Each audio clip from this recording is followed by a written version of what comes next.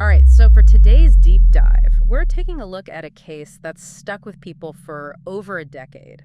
The story of Sierra Lamar. Yeah, this one is definitely a roller coaster. It's Yeah. one of those cases that gets under your skin. It really is. And honestly, after you guys sent in that YouTube documentary, The Disturbing Case of Sierra Lamar, I had to see what all the fuss was about. And let me tell you, it's a doozy. Oh, yeah, there are more twists and turns in this one than... Well, I won't spoil it for anyone who hasn't seen it yet. Right, right. But basically, we're talking about a seemingly ordinary day, March 16th, 2012. Beautiful spring day in Morgan Hill, California. And it's anything but tea ordinary for this 15-year-old, Sierra Lamar. You really hit the nail on the head with seemingly ordinary. That's what makes this whole thing so unsettling from the very beginning. So, walk us through it a bit.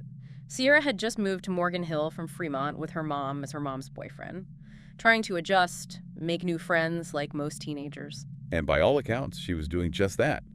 Active on social media, seemed to be finding her place. Then, poof, gone. Vanishes after leaving for the school bus, never to be seen again. And it's those early hours, those seemingly mundane details of her morning routine that become so critical to understanding this case. What's fascinating to me even now is how seemingly insignificant details can transform into crucial evidence. Yeah, I noticed that in your notes. You highlighted that a lot, almost like zooming in on a photograph. The closer you look, the more you see. Exactly, you've got it. So let's take a look at Sierra's last known communication. A tweet at 6:29 a.m. Just a casual good morning to a friend. Then another text at 7:11 a.m., making plans to meet up at school. Yeah. Normal teenager stuff, right? Right. I mean, who hasn't sent a quick text like that a million times? But in this case, those messages become incredibly significant when you consider that the bus arrived at 7:15 a.m. and Sierra wasn't there. Nope, not there. And her family knew something was wrong right away. They knew this wasn't just a case of a teenager skipping school or, running away. This was different. And that's where those red flags you mentioned come in, turning a potential runaway case into something much more sinister, right? Exactly. The first major discovery was Sierra's phone. Now, you might think teenagers lose their phones all the time, but the location and the condition of Sierra's phone, those were far from typical. Found miles from her home, just abandoned in a field? That's not a good sign. Not at all. And there's more. Remember how I mentioned those seemingly insignificant details?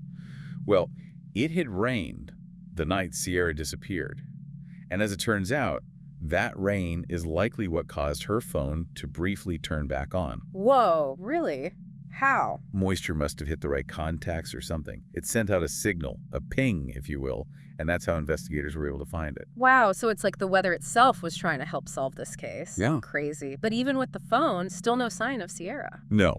And the discovery of her backpack just made things more complicated. It was found abandoned miles away from the phone in a completely different location. Okay, so now we have a missing teen, a discarded phone, and a backpack in another random spot. This is like trying to put together a puzzle where the pieces just keep getting lost. An unsettling puzzle for sure, and it gets worse. The contents of the backpack, or rather, the lack thereof, spoke volumes. Whoever took Sierra, they planned this. Planned it how? Her school books were there. Inhaler was still inside, but her wallet, her ID, any cash she might have, gone. This wasn't just about taking her. This was about control, about making her vulnerable. Yeah, that's chilling. And as if that wasn't enough, then they found some of Sierra's clothing. And that's when things took a really dark turn. Wait, hold on. So we've got a missing teenager, a phone miles away, an emptied backpack in another location, and now her clothes are turning up? What is going on here? This is insane. It's a nightmare. And unfortunately, it was just the beginning. But hidden among those scattered belongings was a clue, a tiny thread that would unravel this case wide open. DNA. That became the game changer in Sierra's case. Okay, but I'll be honest. Most of what I know about DNA evidence is from, like, watching crime shows. Well, in this case, it wasn't just a tiny speck of DNA or anything. It was a substantial sample. Found where? On Sierra's clothing. Enough to get a full DNA profile. So this wasn't just like a casual touch or something? Someone was definitely in direct contact with her. Exactly.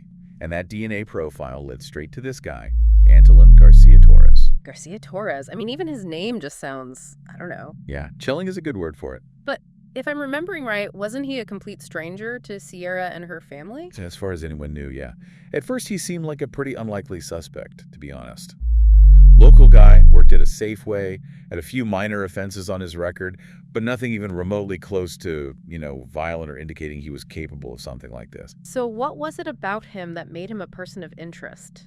Besides the whole DNA match, I mean. Right. Well, there wasn't anything concrete at first. No security footage or eyewitnesses placing him near Sierra. But you mentioned attempted kidnappings before. Ah, you're sharp. Oh. Remember those incidents from the Safeway parking lot a few years earlier? Vaguely. 3 separate incidents, all within a few years before Sierra vanished. And they all involved a man using a taser on women. Oh, wow. Okay, that's creepy. But they never caught the guy. They had descriptions, some sketches, but nothing concrete. That is, until they tested the DNA from one of the tasers. Don't tell me. It was a match. Garcia Torres. No way. Are you serious? Yep. Suddenly, this seemingly unconnected string of attacks became a major red flag. And probably freaked the investigators out, I'm guessing. I think freaked out is putting it mildly. It was like this pattern of predatory behavior that he had been hiding just, boom, came into focus. Okay, so we've got Garcia Torres linked to these previous attacks, his DNA on Sierra's clothes, and I'm assuming they were able to place him in Morgan Hill the day she disappeared. You're way ahead of me. Yeah. Yes, but here's the thing. He claimed he'd gone fishing that morning.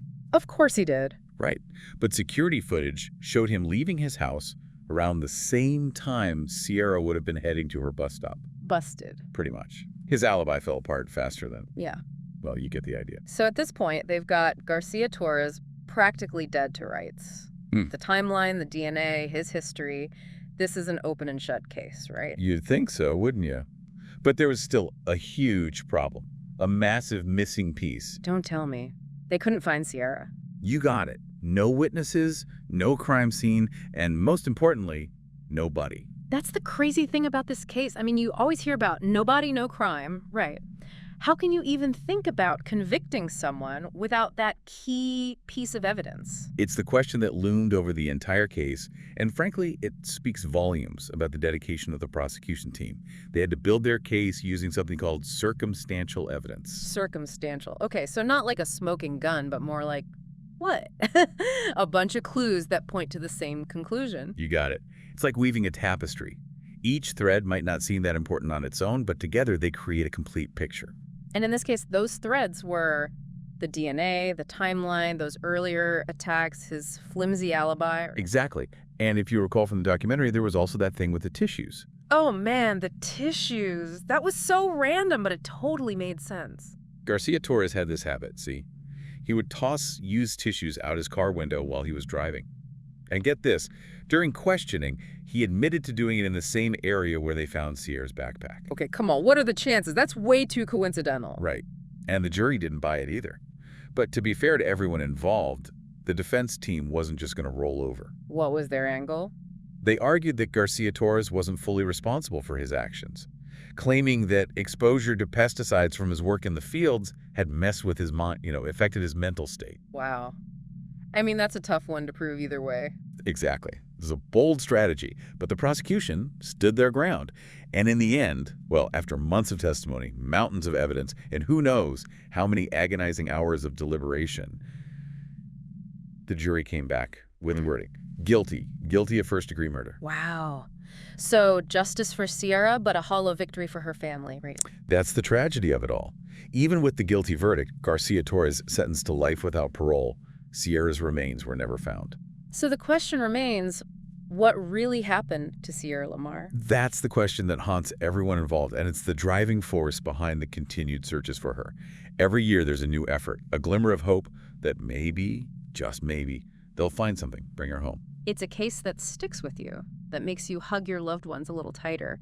The seemingly ordinary day turned nightmare, the tiniest clues revealing a horrifying truth, and the ongoing search for answers. And it forces us to confront some unsettling questions. How much evidence is enough? Can there truly be justice without closure? Those are questions we might never have definitive answers to, but they're certainly worth pondering. And for anyone listening who wants to dive deeper into Sierra's case, we'll have links to the documentary and other resources in our show notes. It's a story that deserves to be told, a life that deserves to be remembered.